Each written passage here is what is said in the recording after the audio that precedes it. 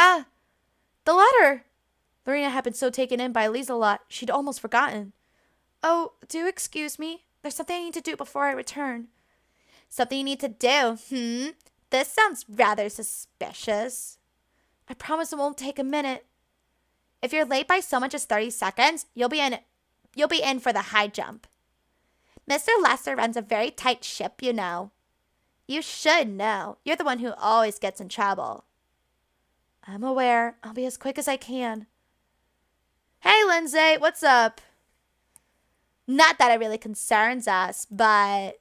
The corners of Pauline's lips formed an unpleasant smirk. If you're late back, Lorene, we won't cover for you. Lorena. Wow, I don't know how to read anymore. I know. And so the gaggle of maids left Lorena behind. Thoughts of Tawa, or Tilly, as Lorena has oh so cleverly termed her in her letter, weighed heavily upon the young maid's mind. She had to get a second opinion. It had been impossible to think about anything but the older woman during the service. So consumed by Tawa she had been, and still was, she failed to realize where she was walking. You're just chilling? Sounds good. I'm doing pretty okay. Recently I've had a lot of stress, which is why I've, barely streamed at all. But, I'm trying to get back into the routine of it while also dealing with my in real life stuff.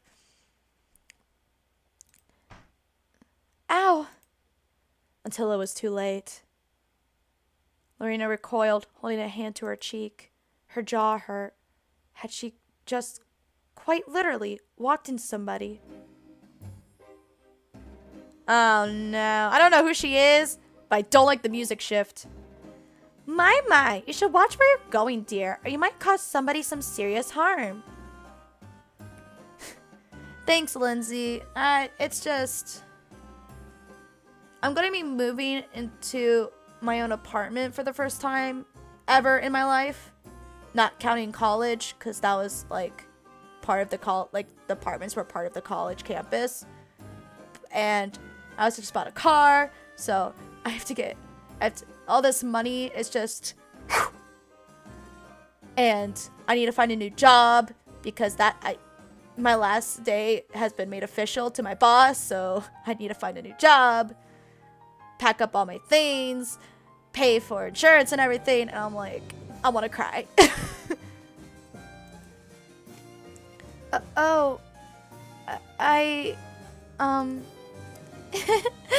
Why is there a literal star in the text box?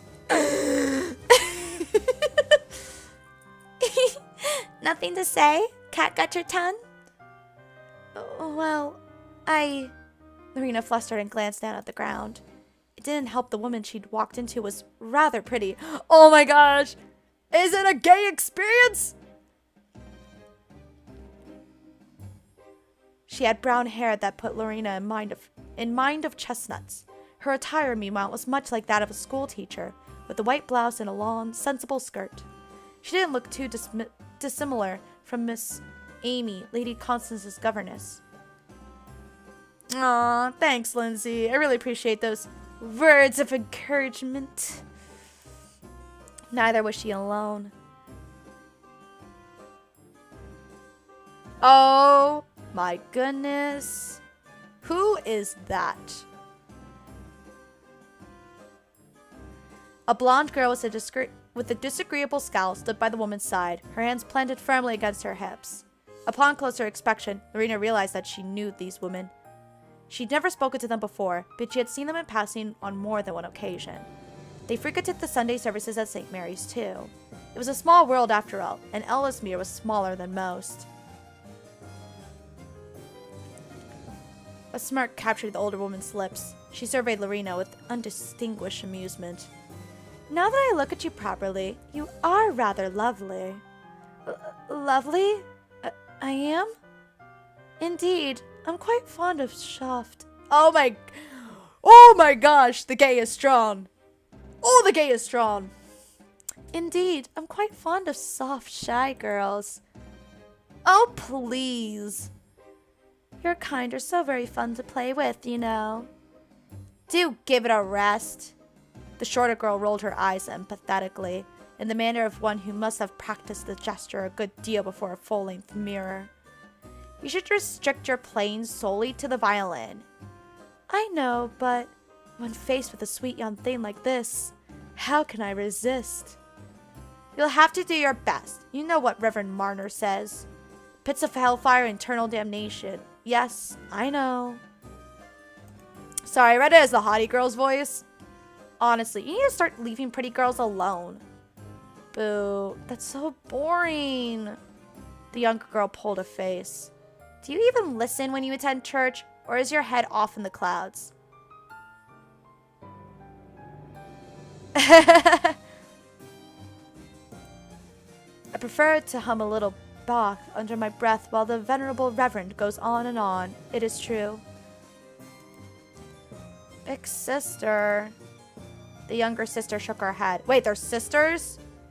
I mean, I guess the eyes are the same, but like... Okay. Very different hair colors. The younger sister shook her head. Her expression was incredulous. You are impossible. Indeed.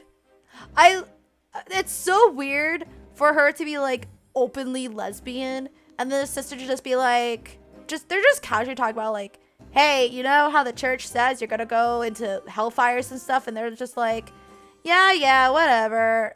I guess I'm gay, whatever. Can't really fix it. So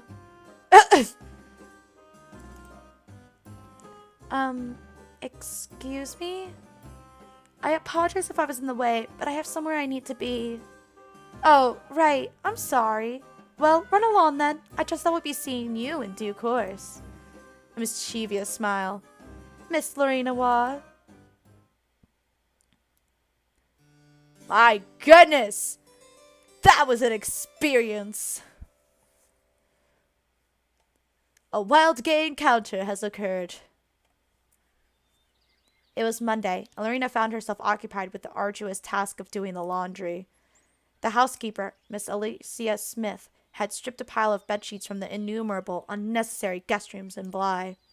These sheets had not been slept in for years, and Lorena doubted they would be put to use in the immediate future. Why, then, did she have to wash them? To the young maid, it seemed like nothing more than pointless busy work. Miss Smith's oh my goodness, I can't read. Miss Smith's orders, however, were absolute. The washing was always done on Mondays. Miss Smith was a stickler for that. It was an unwritten rule at Bly. But perhaps it was not so unwritten after all, because Miss Smith had read about it in Estelle Wood's popular Practical Housekeeping Guide. In any event, Lorena had managed to progress to the third stage of the long, laborious chore. She was boiling the linens in soapy water, stirring them with a wooden stick. I want to see my girlfriend. Where'd she be? Lorena sighed deeply. It didn't make her feel any better. This would be far easier if she had help. But Pauline, who was supposed to aid her, had swanned off to... Swanned? I don't know. I'm going to say swanned. Off a good 20 minutes or so ago. Lorena had no idea when, or indeed if, she would return. No! This game is a pure visual novel where, in the sense that, like, you don't choose anything. There's no choices or anything. You're just reading and experiencing the story. So, who we go for is who we get. That's it. Though if they ever make, like, a spin-off game with, like, choices and stuff, I'd be up for it. No Lady Constance, though. No. She stays off limits. Blah, blah, blah. Oh, I did not read this line. That Pauline. She was always shirking her duties, all the while complaining about how very hard she worked. Lorena would like to give her a taste of her own medicine, if only she could become an avenging Valkyrie. But alas, she was just a maid. She gritted her teeth together. The smell of the boiled linens assaulted her nostrils. It wasn't particularly pleasant. Washing clothes never was. Curse Miss Smith for her Wow. draconian rules and cursed Estelle Wood for her stupid practical housekeeping guide. And, most of all, cursed Pauline for being so incredibly, infuriatingly useless. Man, they could think of a co-worker of mine. Legit, though. Oh, gosh. I had to work with her today. And, she does a whole lot of nothing. I mean, she tries her best. Don't get me wrong. Like, she does try her best. But I'm still doing like 80% of the work. And it's exhausting. I hate working with her. And she always talks about her personal life all the time. Even when I'm busy with the kid, she's like, oh, hey, so this is what my kids have been doing. And I'm like, please stop. I don't want to hear it. I have toddlers who are trying to talk to me. And I gotta split my attention between you and them because you won't shut up. Just do your job, please. Please. Ugh. Sorry, I had to get that off my chest. Lorena's forearms hurt, her forehead beaded with sweat, her hair stuck to her skin. Why was she always charged with the most physically draining of tasks? Maybe it was because she was still the new girl. Maybe it was because of Pauline's underhanded dealings. Maybe it was because Lady Constance didn't like her. Maybe it was a mix of all three. But there was also the rumors to take into account. They couldn't have helped. Perhaps this was supposed to be some sort of punishment. Everyone seemed to know what had transpired between Lorena and the Pickering family, even Lady Constance. And speaking of which... do we see what she looks like? Oh no, it's just Constance. Frick you, Constance. Are you enjoying yourself, maid? Shouldn't you be in the drawing room with Miss Amy? Where I go and what I do with my spare time is of no concern to you. I suppose it isn't, no. What you do with your time, however, is a concern of mine. It concerns me greatly. Are you working, or are you just standing there? I was taking a short break, miss. My arm started to hurt. Your arms hurt? Oh, how terrible. I am so sorry your arms hurt. This is your job, maid. I have no sympathy for you or your complaints. Wow, that's a brat. A solid 125% brat. Lorena could believe that quite easily. Now, I must be on my way, but if you think about taking another ill-deserved break, you know what will happen, don't you? I have a vague idea, miss. Good. Then you're not as stupid as you look. And with a selfish little smirk, the young mistress turned and picked her way through the rose garden. It looked like she was searching for something. But what?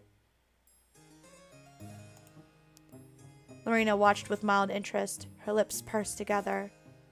Well, like Lady Constance had said, it was none of her business, really.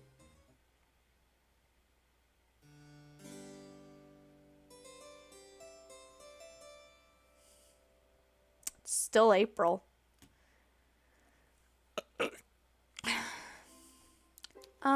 Lori? Have you heard the news? What news? Lorena, who had divested herself of her maid's garments and was in the midst of folding them, glanced over her shoulder and looked at Ada. Ada was sitting on the edge of her bed, still in her uniform. Her brown hair was tied into two stubby braids that rested against her shoulders. Though Ada had worked at Bly for longer than Lorena and had subsided on paltry meals for several years, her facial features had always been round. She was short of stature. Oh my gosh, why can't I read anymore? Okay. She was short for stature, shorter even than Lorena, with a flat nose, rotund cheeks, and plump thighs. Pauline and Isabel frequently teased her about it, and one of the footmen, a smug man with a rakish, wicked look, called Ada Miss Piglet whenever she was within earshot. That's so mean! Lorena, however, thought Ada's outward appearance suited her personality to a T. Her body was soft and warm, just like she was. Aww!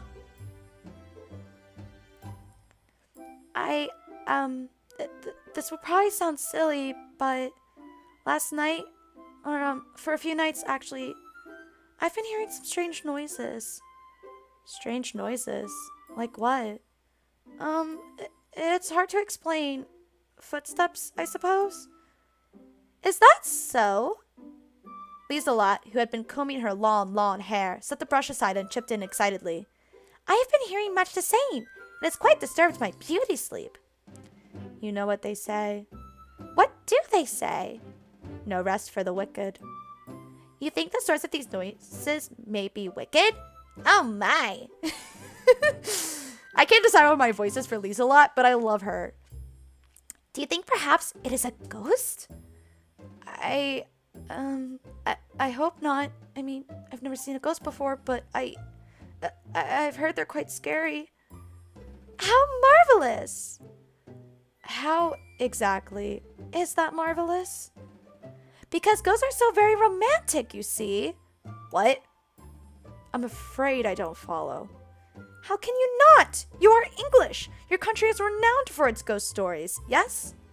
I think it's a lot of nonsense myself. Perhaps, but imagine to love life so much you cannot stand to be parted from it, even when your body goes cold. Is that not wonderful? That sounds awful. She's so weird. Lieselot, with her Swiss sensibilities, had quite a curious understanding of the word wonderful. I have heard many ghost stories in my time, but to experience a haunting in person? Oh, that would be divine! I could ask for nothing more. Then I'll keep my eyes peeled for any ghosts, but I'm a bit doubtful. You're so admirable, Lorena. What do you mean? You, well... Ada's cheeks flushed like pink. Thank you for taking me seriously. A lot of people don't, but that's probably my fault. I'm always imagining things, silly things, and I lose focus. Quite. You always forget to sweep the staircases properly, Ada. I'm sorry. As you should be. Mr. Lester gave me an earful about the staircases earlier, and I wasn't the one who had been assigned to clean them. But please, forgive me. I shan't. My back certainly shan't, at least. I had to pick up after your mess. Again. And I'm getting too old for all this malarkey. And that isn't all. It's certainly not. The carpets are still filled with dust after you beat them. And you couldn't polish your way out of a paper bag. How did you become a maid anyway? Giggle, giggle. I don't want to cause any offense. Ada bit her plump lower lip and hung her head. She looked so defeated, Lorena scowled. You don't need to apologize, Ada. Lorena? Lorena had never cared for Pauline and Isabel. Between the two of them, they were just as bad as Lady Constance, but they were not rich enough to afford their airs and graces. They were simpering and sycophantic around Mr. Lester and Miss Smith, but they were downright cruel to their fellow maids simply because they could be. In a way, perhaps they were even worse than Lady Constance. At least she was unfailingly rude and impolite to everyone, regardless of their social status. You two, Lorena rounded on Pauline and Isabel, hardly have a right to lecture Ada. Oh, what's this? Did we touch a nerve? Are you going to cry about it, Lorena? Let me drink your tears. What the?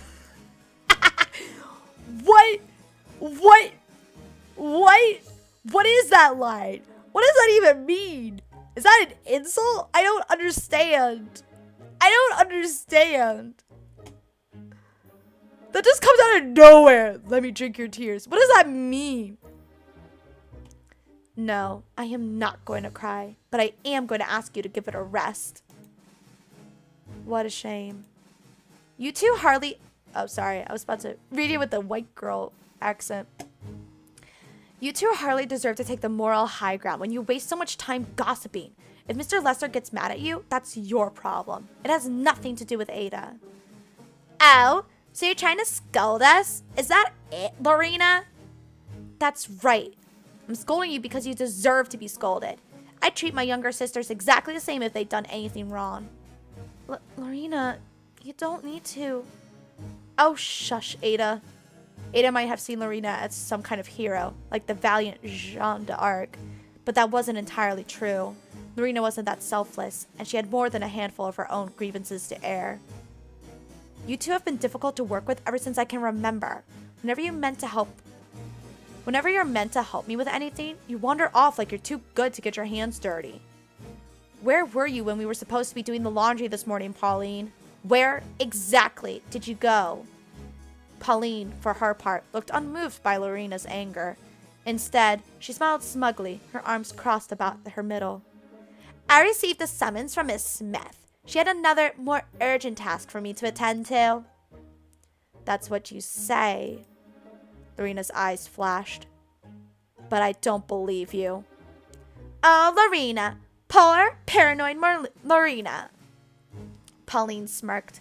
She didn't look remotely moved by Lorena's emotional appeal. If anything, she looked even crueler than before. You just don't understand. What is it I don't understand exactly? You should be thankful that I deigned to spend time with your kind at all. After all, who would willingly consort with a slut? Oh, snap. That's why people hate. No. No. Wait, what? That's it? No. That could be the end of the scene. Are you kidding me? You don't end a scene like that. What?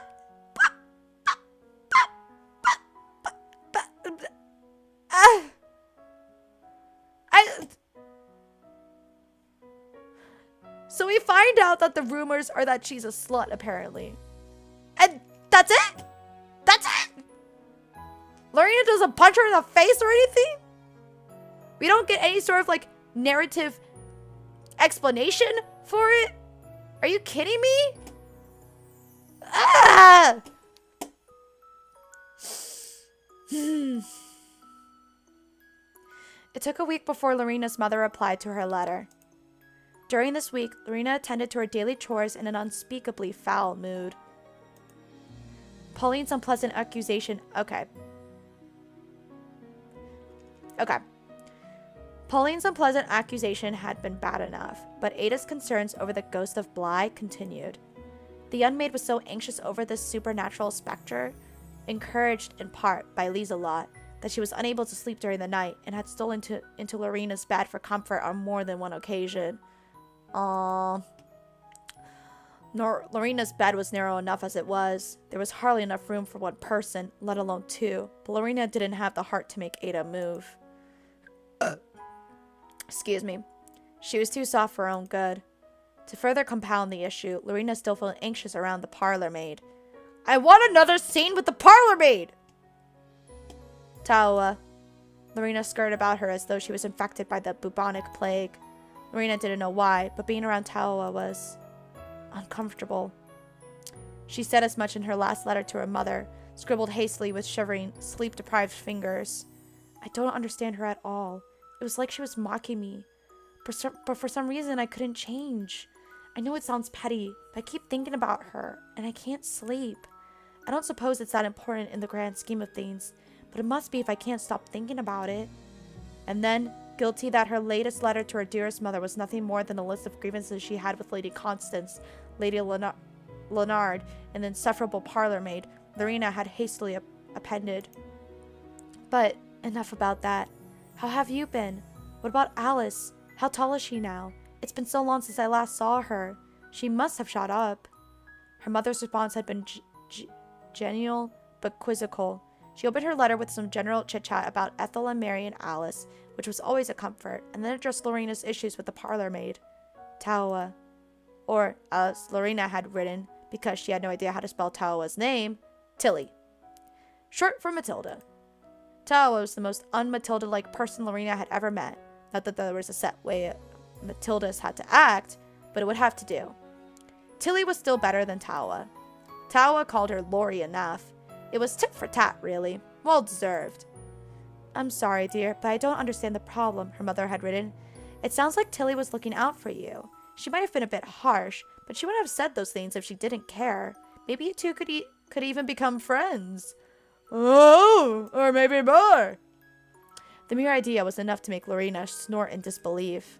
Friends. Her mother seriously thought she could become friends with Tawa. Maybe Lorena could have become friends with Tilly, whoever that was. But Tawa? There was not a chance. Not a chance in hell. Lorena would rather make amends with Pauline than try to befriend Tawa. Why do you hate her so much? Like, I adore her already. And she's just like, she'd rather deal with Pauline than her? Are you kidding me? At least, that was what she told herself. Okay. Fine. At least there's that. I love how we jumped from the middle of March into April, and then we're just forever in April. Miss Amy Varens was not the first governess Lady Constance had ever had. Neither was she the first governess Lorena had seen attending to the needs of the wildly irascible Madame. Irascible? Irascible? Okay, that's another word I gotta look up. Give me 2 seconds. No, phone. Work with me, please. Oh, good. I still have the one from Lackadaisical.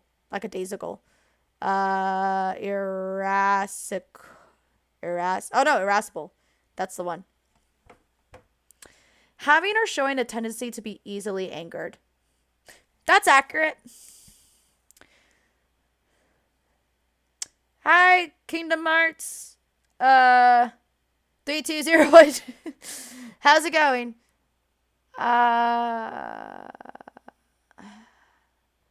Where was I? To the needs of the wildly irascible madam, even during the maid's brief 4 months at Bly. Before Miss Amy Varens had been Miss Lillian Hurst. Lorena didn't remember Miss Lillian in great detail, as she had been fired for some misdemeanor or another during the second week of Lorena's employment, but she could recall, though vaguely, that Miss Lillian had been very tall and very blonde, with piercing eyes. Miss Lillian hadn't seemed like the kind of woman who could be outsmarted by a pint-sized she-devil like Lady Constance. But Lady Constance, despite her mere handful of years spending residing upon God's green earth, could be even willier than a fox. Before Miss Lillian had been a strain of governesses Lorena had never met. Miss Penelope Howard, Miss Catherine Storr, Miss Adrienne Spence. None of them had remained in Bly for longer than a year. Miss Amy Varens was Lady Constance's newest toy. Tutor, rather, and Lorena felt rather sorry for her. She had an even more unforgiving job than Lorena did. Miss Amy was French and hailed from Lyons. She had fiery red hair, which one would assume denoted a similarly fiery personality, making her out for the ballet, perhaps, or the opera. But it was quite the contrary. Miss Amy was a softly spoken, retiring woman who would sooner have swallowed her tongue than stand upon a stage. It was unthinkable that such a woman could reign in Lady Constance. Lorena had known it was impossible from the very beginning. Lady Constance would chew her up and spit her back out. But that didn't stop Miss Amy from trying. She tried so hard, it was almost heartbreaking. Oh, there you are, maid.